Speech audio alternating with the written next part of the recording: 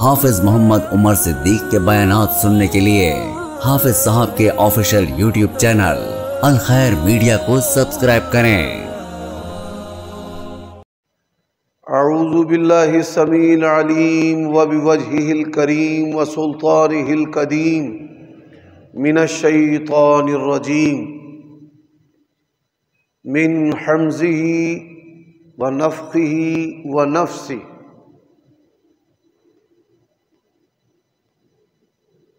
أَلَمْ يَأْنِ لِلَّذِينَ آمَنُوا أَن تَخْشَعَ قُلُوبُهُمْ لِذِكْرِ اللَّهِ وَمَا نَزَلَ مِنَ الْحَقِّ۔ عیوب اور نقائص سے منزہ اور پاکیزہ تمام قسم کی حمد و ثنا اللہ وحدہ لا شریک لہ کے لیے، اور درود و سلام شفیع للمذنبین خاتم النبیین رسول کریم رؤوف الرحیم صلی اللہ علیہ وآلہ وسلم کی ذات اقدس پر۔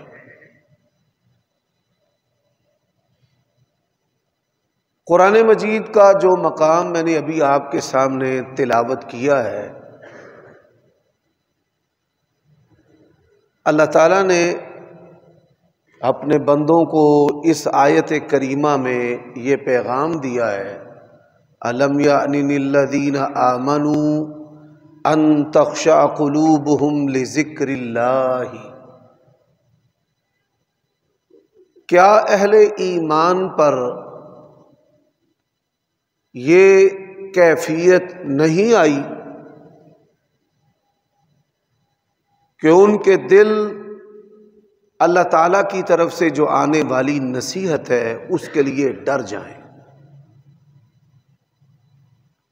ہماری اردو زبان کے اندر اگر اس آیت کریمہ کا سلیس ترجمہ کیا جائے تو یہ معنی بنتا ہے بھائی اہل ایمان کب سدھریں گے، ان کے دل اللہ تعالیٰ کی نصیحت کو کب قبول کریں گے، اور کب اللہ تعالیٰ سے یہ لوگ ڈریں گے۔ سامعین محترم، شعبان کی 15 اللہ تعالیٰ کی توفیق سے ہو چکی۔ نبی علیہ السلام شعبان کے اندر رمضان کی تیاری کرتے۔ رمضان کا مقصد کیا ہے؟ یا ایھا الذین آمنوا کتب علیکم الصیام کما کتب علی الذین من قبلکم لعلکم تتقون۔ اس کا مقصد جو ہے وہ تقوی اور پرہیزگاری ہے۔ پوری دنیا میں جہاں بھی مسلمان رہتے ہیں، رمضان کے اندر پرہیزگاری اور تقوی جو ہے عام مہینوں کی نسبت کم ہو جاتا ہے۔ یہ بڑی حیران کن بات ہے۔ نبی علیہ السلام نے فرمایا، اللہ تعالیٰ کی طرف سے آواز دینے والا آواز دیتا ہے، جو نیکیاں کرنے والا ہے اسے کہتا ہے آگے بڑھو، اور جو برائیاں کرنے والا ہے اسے کہتا ہے ہٹ جا، باز آ جا، اقصر۔ اور خبیث قسم کے شیاطین جو اللہ تعالیٰ اور بندوں کے درمیان حائل ہوتے ہیں، ان شیطانوں کو جکڑ دیا جاتا ہے۔ اب آپ دیکھیے کہ لوگ تراویح پڑھنے میں کوتاہی کرتے ہیں۔ نبی علیہ السلام کی جماعت میں ایک بندہ بھی نماز تراویح نہیں چھوڑنے والا، اور ہماری اکثریت جو ہے یہ نماز تراویح کو چھوڑ دیتی ہے، اور یہ بحث کرتی ہے کہ کون سی یہ نماز فرض ہے۔ پھر ہماری اکثریت جو ہے وہ روزے چھوڑتی ہے۔ ہماری جو اکثریت ہے وہ چیزوں میں ملاوٹ کرتی ہے، سامان کو مہنگا بیچتی ہے،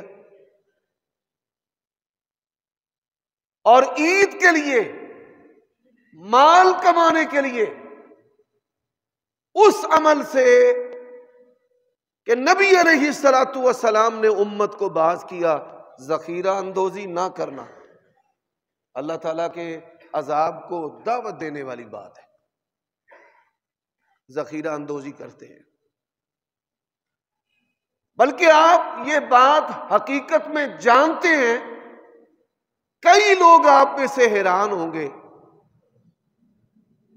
کہ رمضان کے اندر ہی شراب کو جمع کیا جاتا ہے،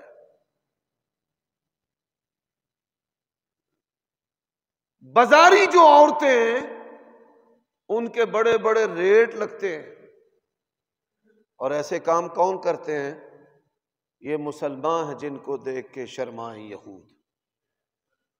حضرات پھر ایک طبقہ ایسا ہے، نمازیں بھی پڑھتے ہیں، ظلم بھی کرتے ہیں، نمازیں بھی پڑھتے ہیں، سود بھی کھاتے ہیں، نمازیں بھی پڑھتے ہیں، ملاوٹ بھی کرتے ہیں، نمازیں بھی پڑھتے ہیں، فواحش کا ارتکاب بھی کرتے ہیں۔ پنجابی میں کسی نے کیا خوب بات کی کہ حج بھی کیتی جاندے ہو تے لو بھی پیتی جاندے ہو۔ عبادات کا مقصد ہے، وہ مقصد کیا ہے؟ نماز کا مقصد ہے گناہ اور بے حیائی سے روکنا، روزے کا مقصد ہے تقوی، للہیت، پرہیزگاری پیدا کرنا، زکوٰۃ دینے کا مقصد ہے کہ ڈر جو ہے وہ دل و دماغ کے اندر پوست ہو جائے، حج کا مقصد ہے کہ آپ اپنی زندگی کو ایسے شروع کریں کہ جیسے آج دنیا میں آپ آئے ہیں۔ اللہ کے نبی علیہ السلام نے بڑی پیاری مثال دی ہے، فرمایا من حج ولم یرفث ولم یفسق رجع کیوم ولدت امہ۔ حج کرنے والا حج کرتا ہے، گناہ کا ارتکاب نہیں کرتا، جنسی چھیڑ چھاڑ نہیں کرتا، اللہ تعالیٰ اسے گناہوں سے ایسے پاک کر دیتا ہے کہ اس کی ماں نے اس کو آج جنا۔ لیکن لوگ حج کرنے کے بعد گناہ کرنے کے اندر دلیر ہو جاتے ہیں۔ اس کا سبب کیا ہے؟ جہاں میں نے گزشتہ خطبہ جمعہ کو ختم کیا تھا وہی بات اللہ تعالیٰ کی توفیق سے آج شروع میں اور اسی کو میں نے آگے بیان کرنا ہے۔ وہ کیا ہے؟ اللہ کے نبی علیہ الصلوۃ والسلام نے سنت کو پکڑنے کا حکم دیا ہے۔ جن کو لوگ معمولی سنتیں سمجھ کر چھوڑ دیتے ہیں، وہ اعمال انسان کی زندگی کو تبدیل کر کے رکھ دیتے ہیں۔ اور نبی علیہ الصلوۃ والسلام کا فرمان ہے کہ لوگ سنت کو چھوڑ دیں گے اور اس کی جگہ پر جو بدعت ہے وہ عام ہو جائے گی۔ میں کئی دفعہ مختلف جو اعمال ہوتے ہیں ان پر غور و فکر کرتا رہتا ہوں کہ یہ جو عمل ہے، یہ بیماری جو ہے یہ کیوں ظاہر ہوئی ہے۔ ہمارے ہاں کئی لوگوں کو high blood pressure, low blood pressure کا مرض ہو جاتا ہے، شوگر ان کی شوٹ کر جاتی ہے۔ یہ جسم کے اندر بیماریاں پیدا کیوں ہوتی ہیں؟ جس بندے کی طبیعت کے اندر بے چینی ہوگی، والدین کی طرف سے پریشانی، بیوی کی طرف سے پریشانی، اولاد کی طرف سے پریشانی، تجارت کی طرف سے پریشانی، پریشانی ایسی جو انسان کو بے چین کر دے گی، اس کا دل کمزور ہوگا، ہائی بلڈ پریشر کا مرض پیدا ہوگا۔ اور جو مایوس ہو جاتا ہے، مایوسی جو ہے یہ انسان کے اندر شوگر کا مرض جو ہے یہ پیدا کرتی ہے۔ اللہ تبارک و تعالی نے ان دونوں بیماریوں کا علاج اپنی کتاب قرآن مجید کے اندر نازل کیا۔ ہمارا اللہ پر توکل کمزور ہے، ہم دنیا پر اور اسباب پر انحصار کرنا شروع کر دیتے ہیں، ہم جو توقعات اپنے رب سے ہونی چاہیے وہ اپنی اولاد کے ساتھ لگا کے بیٹھ جاتے ہیں، اور ہمیں اللہ تعالی سے اپنی خواہشات، اللہ تعالیٰ سے اپنا جو طمع ہے، اللہ تعالیٰ سے اپنا جو ڈر ہے، وہ شیئر کرنے کی بجائے، سر سجدے میں رکھنے کی بجائے اس کو ہم اپنے دماغ کے اوپر طاری رکھتے ہیں، دین سے بھی دور ہو جاتے ہیں، اللہ تعالیٰ سے بھی دور ہو جاتے ہیں، اور صحت سے بھی دور ہو جاتے ہیں۔ اچھا، اس کا حل کیا ہے؟ اس کا حل نبی علیہ الصلوۃ والسلام نے فرمایا لیسع علیک بیتک، انسان جو ہے وہ اپنے گھر میں زیادہ وقت گزارے، باہر نکلے گا فتنوں کا شکار ہوگا۔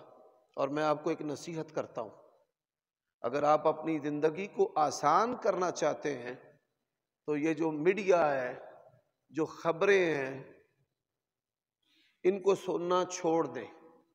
یہ انسان کے اندر تشویش، فکر، خوف، غفلت، ڈر، یہ چیزیں پیدا کرتی ہیں۔ جتنی زندگی آپ اس دجالی میڈیا سے دور گزاریں گے اتنی ہی زندگی آپ کی آسان ہوگی۔ کوئی پریشانی کی خبر سنیں، اور یہ جو لوگ ہیں یہ پریشانیوں کی خبریں بار بار لے کر آتے ہیں، اور جب بھی کوئی پریشانی کی آپ خبر سنیں تو اللہ تعالیٰ نے قرآن مجید میں کیا کہا ہے؟ الذین اذا اصابتهم مصیبہ قالوا انا للہ وانا الیہ راجعون۔ اور نبی علیہ الصلوۃ والسلام جب بھی پریشان ہوتے، اللہ کے نبی علیہ الصلوۃ والسلام کیا پڑھتے؟ اللہ اللہ ربی لا اشرک بہ شیئا۔ تو یہ میری نصیحت ہے آپ کو، یہ بالخصوص جو سیاست کے اندر زبان درازیاں کرتے ہیں اور اپنی عقل و بصیرت کے گھوڑے دوڑاتے ہیں، بے موت مارے جاتے ہیں، غیبتوں اور چغلیوں کے اندر ان کی زبان مصروف رہتی ہے، ان کا دل دماغ بیمار رہتا ہے۔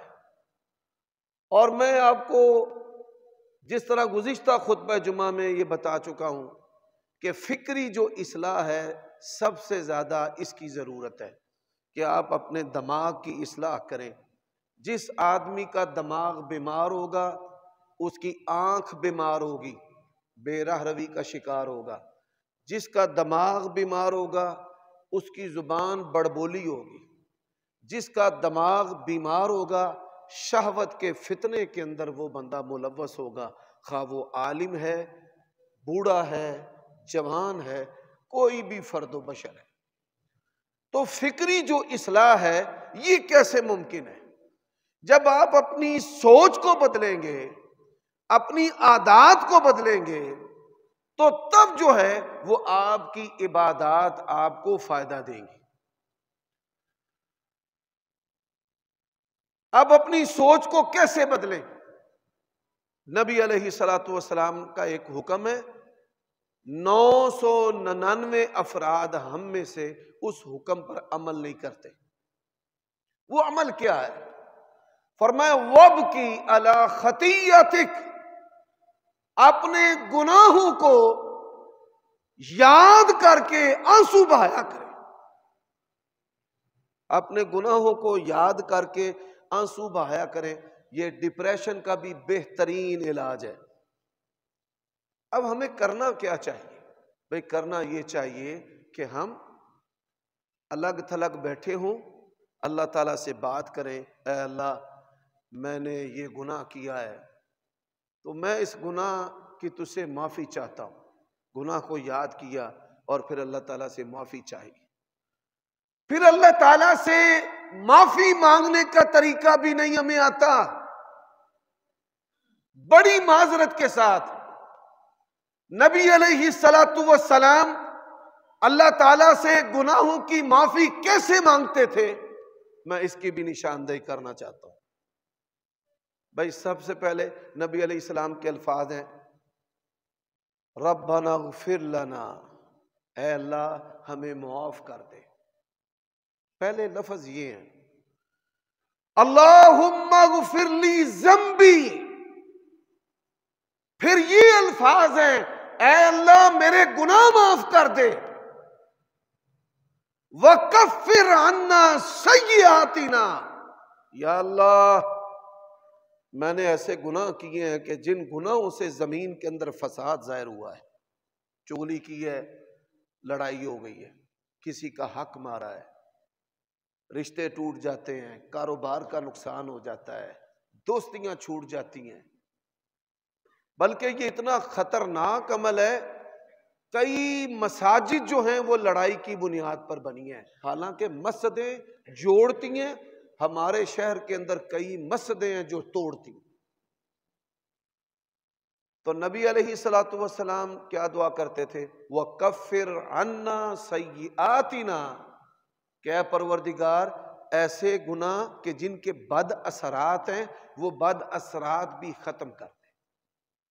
اللہ کے نبی علیہ الصلوۃ والسلام آپ کئی دفعہ اللہ تعالیٰ سے معافی ایسے طلب کرتے کہ عاجزی کی انتہا کرتے تھے، ربی انی ظلمت نفسی ظلما کثیرا، یا اللہ میں نے حد سے زیادہ ظلم ڈھایا ہے، ولا یغفر الذنوب الا انت، کوئی تیرے سوا گناہوں کو معاف کرنے والا نہیں ہے۔ حضرات پھر معافی کا درجہ ایک اور ہے کہ پروردگار میں نے 20 سال نماز نہیں پڑھی، اب تو نے مجھے توفیق دی گیا کہ میں نے نماز پڑھنا شروع کر دی ہے، تو میرے 20 سال جو بے نمازی کے گزرے ہیں ان کا کیا بنے گا؟ فرمایا اولئک الذین یبدل اللہ سیئاتہم بالحسنات، اے میرے بندو جب تمہاری مجھ سے صلح ہے اور میں نے تمہیں معاف کر دیا اور میں نے تمہارے گناہوں کے بد اثرات کو بھی ختم کر دیا، تو سن لو تمہارے گناہ کے دورانیوں کو بھی میں نے نیکیوں میں تبدیل کر دیا۔ اولئک الذین یبدل اللہ سیئاتہم بالحسنات۔ اب آپ سنیے، اللہ تعالیٰ کو رونا بڑا پسند ہے۔ فرمایا لم یعن للذین آمنوا ان تخشع قلوبہم لذکر اللہ، تخشع کسے کہتے ہیں؟ میں آپ کو مثال دے کر سمجھانا چاہتا ہوں۔ سب سے پہلی جو چیز ہے توجہ لگانا، اللہ تعالیٰ کی بات کو توجہ سے سننا، رسول اللہ کی بات کو توجہ سے سننا۔ جب محبت ہوگی توجہ ہوگی، اور جب محبت نہیں ہوگی توجہ نہیں ہوگی۔ تو توجہ لگانا کہ مجھے اللہ تعالیٰ اور اس کے رسول سے محبت ہے، تو اللہ تعالیٰ اور اس کے رسول کی بات کو سننا۔ سبحان اللہ و بحمدہ۔ حضرات دوسری بات فرمایا تتجافى جنوبهم عن المضاجع يدعون ربهم خوفا وطمعا ومما رزقناهم ينفقون، فرمایا میرے بندے ہیں کہ ان کے جو پہلو ہیں وہ میرے ڈر سے بستروں سے الگ ہو جاتے ہیں۔ اور صحابہ کرام رضوان اللہ علیہم مجمعین پر کیا کیفیت تھی، وہ نبی علیہ الصلوۃ والسلام کی شخصیت سے، آپ کے زہد و تقوی سے اتنا متاثر ہوتے تھے، دن بھر روزے اور رات کو قیام کرنا، ان کی فکر یہ تھی۔ تو ایک خوف ہوتا ہے، خوف ہے ایک طبی خوف ہے، کیمرے کا، سانپ کا، کتے کا، دشمن کا، یہ طبی خوف ہے۔ اللہ تعالیٰ نے قرآن مجید میں فرمایا وَمَا قَدَرُ اللَّهَ حَقَّ قَدْرِهِ، ہر سیاہ سفید کا، کائنات کی ہر چیز کا وہ مالک ہے، اور ہم سے شکوہ کر رہا ہے کہ تم نے اپنے رب کی قدر کو پہچانا نہیں۔ اچھا جی، اللہ تعالیٰ کی قدر، خوف، کئی آپ یہ سن کر حیران ہوں گے، آپ اہل حدیث ہیں، اہل سنت ہیں، بڑے آپ نے علماء کو، شیخ الحدیث کو سنا ہے، اللہ تعالیٰ نے قرآن مجید فرمایا خافونی، مجھ سے ڈرو، اب خوف اور جو خشیت ہے اس کے اندر کیا فرق ہے؟ اگر ہمارا زندگی کا مقصد اللہ تعالیٰ اور اس کے رسول کی محبت ہے تو ہمیں یہ تو پتہ ہونا چاہیے کہ خوف اور خشیت کے اندر کیا فرق ہے۔ انما یخشی اللہ من عبادہ العلماء، فرمایا جو علم والے ہیں وہ اللہ تعالیٰ سے ڈرتے ہیں۔ اب ڈرنے کے لیے اللہ تعالیٰ نے کئی الفاظ قرآن مجید میں بیان کیے ہیں، تقوی ڈرنا، خوف ڈرنا، خشیت ڈرنا۔ تو ہم اللہ تعالیٰ سے کیسا ڈرتے ہیں؟ ہمیں اس بات کا بھی علم نہیں ہے، بڑی معذرت کے ساتھ، کیونکہ ہماری زندگی کا رخ سمت صحیح نہیں ہے۔ اپنی جماعتوں، تنظیموں، مسلکوں، ان زنجیروں، غلامی کی ان زنجیروں کے اندر ہم جکڑے ہوئے ہیں، اور جس مقصد کے لیے ہمیں اللہ تعالیٰ نے پیدا کیا نا، اس مقصد سے ہم کوسوں دور ہیں، اور نہ کبھی یہ چیزیں علماء نے بیان کی ہیں، نہ ہم نے کبھی سنی ہیں، کیونکہ جو ہمارے قائد علماء ہیں ان کا بھی مزاج یہ نہیں ہے، اس وجہ سے ہمارا بھی مزاج یہ نہیں۔ تو انشاءاللہ اللہ تعالیٰ کی توفیق سے میں اس پر بھی بیان کرنا چاہتا ہوں، لیکن آپ دیکھیے کہ صحابہ کرام کے اندر فکر کیا ہے اور ہم کس طرف جا رہے ہیں۔ صحابہ کرام نبی علیہ السلام کے پاس آتے اور کیا کہتے کہ حنظلہ جو ہے یہ منافق ہو گیا ہے۔ بھائی کیوں منافق ہو گیا ہے؟ آپ کے پاس رہتا ہوں، ایمان بڑا زیادہ ہے، اور جب یہاں سے چلا جاتا ہوں تو پھر بیوی بچوں اور کاروبار کی جو فکر ہے اس کے اندر میں ماں ہو جاتا ہوں۔ ان کی فکر یہ تھی، ان کی فکر تھی ہمیں ایسے خیال آتے ہیں ہم جل کر کوئلہ ہو جائیں، وہ خیال ہمیں نہ آئیں۔ حضرات، اللہ کے نبی علیہ السلام کے پاس وہ آئے اور وہ کیا کہتے تھے؟ یا رسول اللہ، آپ کے پاس ہوتے ہیں، دین سیکھتے ہیں، اگر ہم دور ہو اور عالم ہمارے پاس نہ ہو تو ہم فتویٰ جو ہے وہ کس سے طلب کریں؟ تو اللہ کے نبی علیہ السلام نے فرمایا استفتِ قلبک، اپنے دل سے پوچھ لے۔ فرمایا اگر تیرے دل کے اندر کھٹک ہے، کیا ہم میں سے کوئی شخص اس کا دل اس طرح کا ہے کہ وہ دل سے مسئلہ پوچھ لے؟ اللہ کے نبی نے فرمایا الا ان فی الجسد مضغہ، فرمایا بدن کے اندر ایک ایسا لوتھڑا ہے، اگر وہ ٹھیک ہے تو پورا بدن ٹھیک ہے، اور اگر وہ خراب ہے تو پورا بدن خراب۔ یہ حدیث جو ہے دین کے لیے بھی اور میڈیکل سائنس کے لیے بھی اصول کی حیثیت رکھتی ہے۔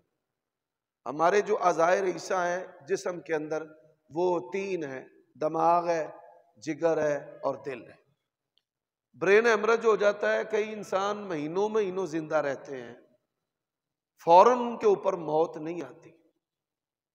جگر جو ہے اس کا کینسر ہو جاتا ہے، جگر ٹرانسپلانٹ بھی ہو رہا ہے، اگر ایسا کوئی عارضہ آ جائے فوراً اس پر موت نہیں آتی، لیکن ہارٹ اٹیک، دل کا جو حملہ ہے، حرکت قلب کا بند ہو جانا، یہ ایسی بیماری ہے کہ سیکنڈز کے اندر انسان کی جو ہے وہ موت واقع ہو جاتی ہے۔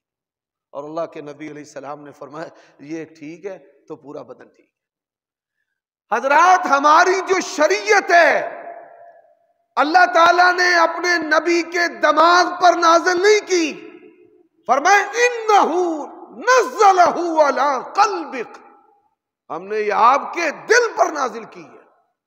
اور یہی وجہ ہے کہ اللہ کے نبی علیہ السلام نے کیا فرمایا؟ فرمایا انسان گناہ کرتا ہے نا تو دل پر نقطہ لگا ہے، توبہ کرے تو مٹ جاتا ہے، پھر توبہ نہیں کرتا پھر نقطہ لگتا ہے، پھر گناہ کرتا ہے پھر نقطہ لگتا ہے، حتیٰ کہ سارا دل جو ہے اس کا کالا ہو جاتا ہے۔ اور جب دل کالا ہو جاتا ہے تو نبی علیہ السلام نے فرمایا پھر اس کو گناہ کی پرواہ نہیں ہوتی، نیکی جو ہے چھوٹ جائے پرواہ ہی نہیں۔ میں ایک بات بتاؤں، اللہ تعالیٰ مجھے معاف کر دے، میں علماء کی جوتیاں سیدھی کرنے والا ہوں، چند افراد کے علاوہ پورے پاکستان کے اندر مجھے جو نمازی ملے ہیں نا، ان میں سے کسی بندے کو بھی اپنی تکبیر اولا کا فکر نہیں ہے۔ تکبیر اولا کہ جب نماز جو شروع ہوتی ہے تو ہم صف کے اندر ہوں اور امام کے پیچھے ہوں، اتنا بڑا عمل ہے۔ اللہ کے نبی علیہ الصلوۃ والسلام نے فرمایا، میرا جی چاہتا ہے امام کھڑا کروں اور پھر وہ لوگ جو جماعت سے پیچھے رہتے ہیں ان کے گھروں میں آگ ڈالوں۔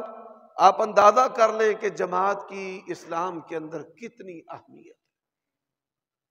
اور صحابہ کرام کیا کہتے تھے؟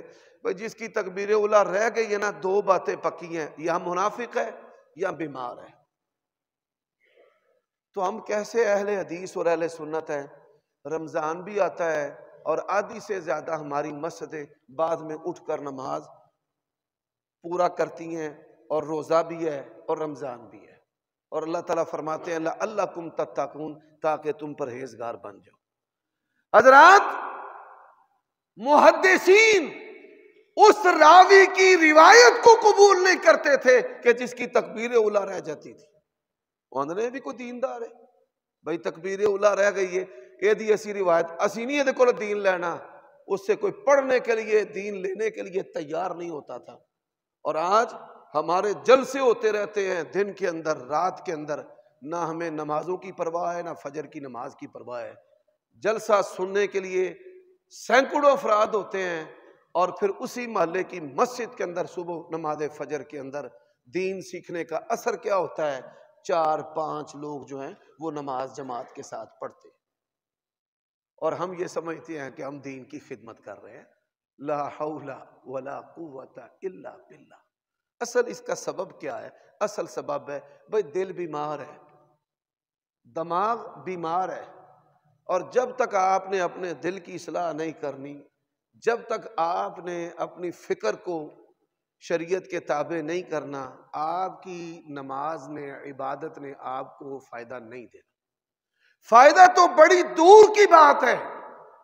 عبادات کی حلاوت ہے، مٹھاس ہے، دنیا کی ساری لذتیں جمع کر لیں، ساری لذتیں جمع کر لیں۔ اللہ کے نبی علیہ الصلوۃ والسلام کا فرمان ہے، جعلت قرۃ عینی فی الصلاۃ، اللہ تعالیٰ نے میرے آنکھوں کی ٹھنڈک نماز کے اندر رکھی ہے۔ بھائی اگر آپ ایسے اہل حدیث اور اہل سنت ہیں کہ آپ کے آنکھوں کی ٹھنڈک نماز میں ہے، تو کیا کہنے۔ حضرات، نماز کے معیار کو آج تک ہم نے نہیں اپنایا کہ نماز کا معیار کیا ہے۔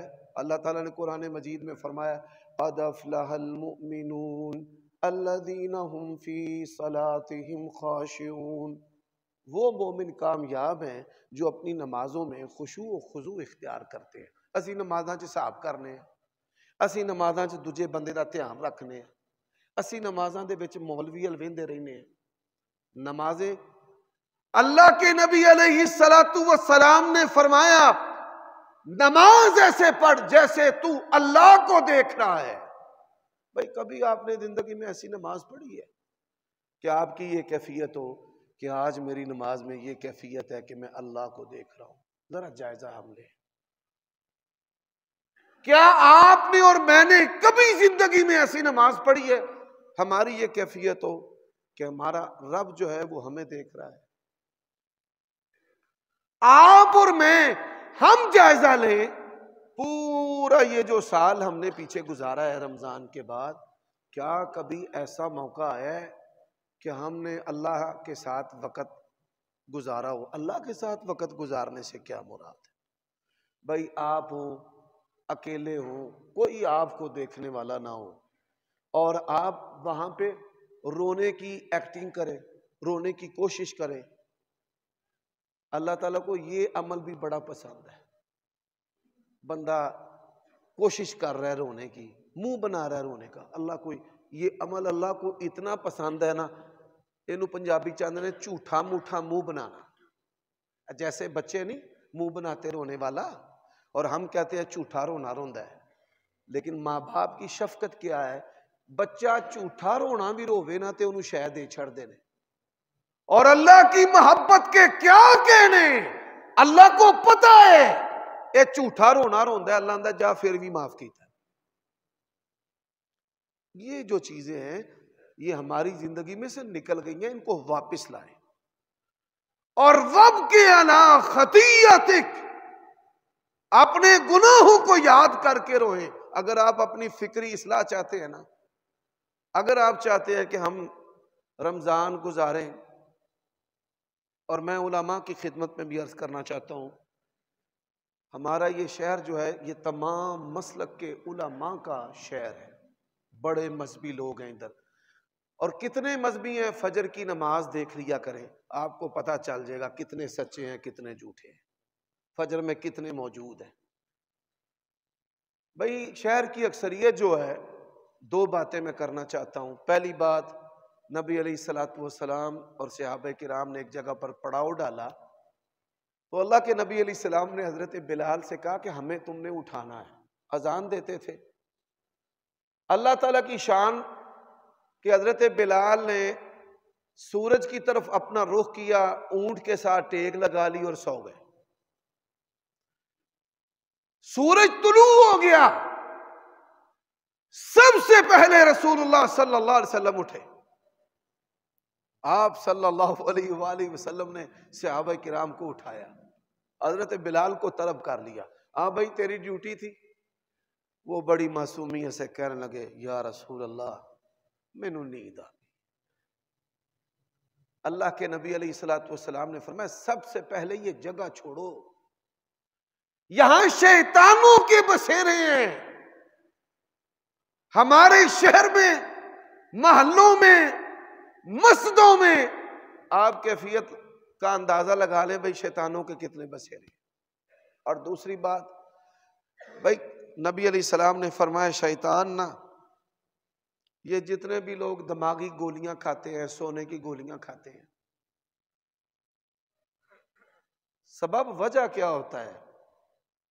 ان کے مرض کی ابتدا کیسے ہوتی ہے؟ خیالات آتے ہیں، پھر وہ خیالات طوفانوں کی طرح ہو جاتے ہیں، پھر طوفانوں میں شیطان ان کے دماغ کے اوپر حملہ کرتا ہے، اور کتنی دیر میں حملہ کرتا ہے آپ یہ سن کر حیران ہو جائیں گے۔ شیخ الاسلام امام ابن تیمیہ رحمہ اللہ، ہم میں سے کئی لوگ ہیں جن کو شیطانوں نے مال کے لالچ کے ساتھ پکڑا ہے۔ وہ نہیں ٹال دے، مال کمانا ہے، حلال حرام جمے میں پیسہ چاہیے، اور اس میں دیندار لوگ بھی شامل ہیں۔ کئی لوگ ہیں شہوت ان کی غالب ہے، کئی لوگ ہیں غصہ غالب ہے، کئی جھگڑالو ہیں، کئی چور ہیں، کئی ڈکیت ہیں۔ اچھا وہ توبہ بھی چاہتے ہیں، ان کو پتا ہے کہ یہ گناہ ہے، بیچارے کوشش بھی بڑی کرتے ہیں، لیکن کام بنتا نہیں ہے۔ ایسے لوگ جو اپنی اصلاح چاہتے ہیں اور اصلاح کا خیال اور فکر ان کے ذہنوں میں آتی ہے، چلو کم ہی صحیح، آپ کے لیے ایک نسخہ کیمیا ہے۔ فجر کے وقت آپ جب اٹھیں گے، پہلا فائدہ آپ کو کیا ملے گا؟ نبی علیہ السلام نے فرمایا شیطان 3 گرے لگاتا ہے، اٹھتا ہے تو پہلی گرہ کھل جاتی ہے، وضو کرتا ہے دوسری کھل جاتی ہے، نماز پڑھتا ہے تو تیسری کھل جاتی ہے۔ اب وظیفہ کیا ہے؟ رمضان کی تیاری۔ بھائی آپ فجر کے وقت پڑھا کریں، یا حی یا قیوم برحمتک استغیث، یہاں تک نہیں، آگے اصلح لی شانی کلہ ولا تکلنی الی نفسی طرفۃ، اس کو یاد کر لیں، اپنے کمرے میں لکھ کر لگا لیں۔ اس کا ترجمہ کیا ہے؟ اس کا ترجمہ ہے یا حیو، اے زندہ و جاوید جس کی نہ ابتدا ہے نہ انتہا ہے نہ جس کو فنا ہے، یا قیوم، نہ سردی ہے نہ گرمی ہے نہ کھانا ہے نہ پینا ہے، نہ ہماری شکلوں رنگوں نسلوں اور ہمارے مال و دولت کی طرف اس کی توجہ ہے۔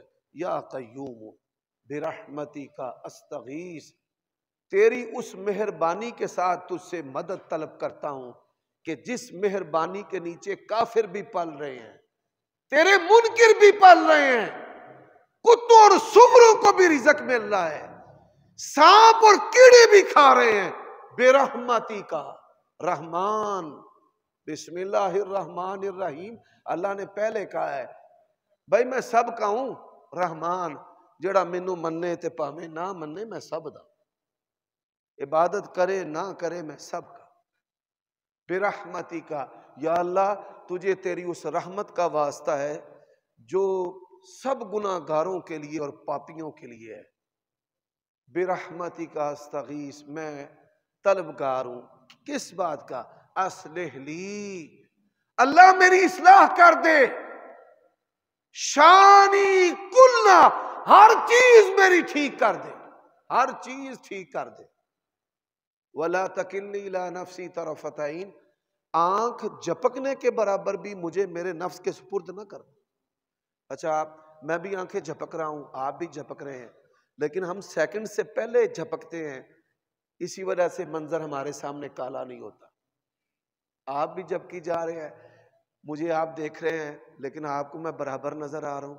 اتنی تیزی سے ہم، شیطان کا حملہ آنکھ جھپکنے سے بھی زیادہ ہے۔ اسی وجہ سے بندہ کہتا ہے اصلح لی شانی کلہ ولا تکلنی، نہ تو مجھے سپرد کرنا میرے نفس کے ایک گھنٹے واسطے، ایک دن واسطے نہیں بھائی، کیا طرفت عین، آنکھ جھپکنے کے برابر بھی مجھے میرے نفس کے سپرد نہ کر۔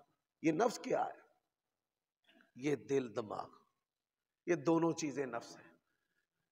اب آپ ذرا سنتے جائیے، وَمَا أُبَرِّئُ نَفْسِي إِنَّ النَّفْسَ لَأَمَّارَةٌ بِالسُّوءِ، یہ نفس تو، یہ تو انسان کو برائی کا حکم دیتا ہے، برائی اس کے لیے مزین کرتا ہے۔ ہوندہ ہے بڑا مشکل کام میں تراویحاں پڑھنی ہے۔ اسی جڑے مولوی لوگ ہیں نا، ساڈی زبان بڑی چسکوری ہوندی ہے تے پولیس والیاں دی تے گجراں والے دی تے ہر بندے دی زبان ماشاءاللہ بڑی چسکوری، بڑی یہ زبان نعمتیں کھاتی ہے۔ جدو رمضان ہوندہ ہے نا، پہلا دن بڑی تھکاوٹ، جسم کے ساتھ بندہ لڑتا ہے، میں تو لڑتا ہوں، پہلے دن پڑھ کے دیندہ چل دوسرے دن چھٹی مار جا، میں کہتا ہوں نہیں، تیرا میں نے علاج کرنا ہے، پورا سال میں تینوں بڑیاں روٹیاں کھوائیاں نے،